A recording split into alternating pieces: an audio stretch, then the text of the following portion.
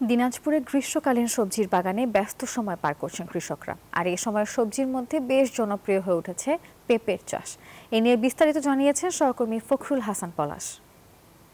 আমি এই মুহূর্তে রয়েছি দিনাজপুর বিরল উপজেলা এবং এখানে রবিপুর গ্রামে এখানে এক কৃষক তিনি কিন্তু তার বাগানে চাষ করেছেন বিভিন্ন জাতের পেঁপে। বিশেষ করে আমরা দেখেছি তার পেঁপের গাছগুলো বেশ ভালোই হয়েছে এবং তিনি কিন্তু এখন পর্যন্ত তার যে পেঁপে সেটি কিন্তু অনেকটাই চমৎকার ফলন এসেছে। এবং আমি যদি কৃষকের সাথে সরাসরি কথা বলি যে আপনার কি জাতের পেঁপে করেছেন এবং এ থেকে লাভ আপনি কিরকম আশা করছেন? এটা আমি টপলেটই জাত করছি এবং এটা আশা করি এটা লাভবান আমি হচ্ছি, কারণ যে আমি এতদিন যাবৎ 20 মনের মতো হারভেস্ট করছি। এখন আমি এটা 1 বছর এটা আমি হারভেস্ট করতেই থাকবো। এটা খুবই লাভবান ফসল।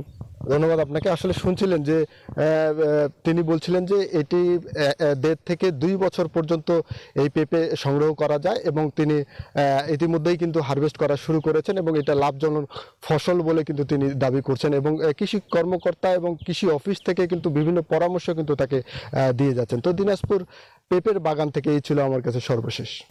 বান্ডেল থাকলে প্রতি সেনমানিতে টাকা বাঁচবে। বিকাশ সেনমানি বান্ডেল কিনে জিতুন প্রতি লেনদেনে।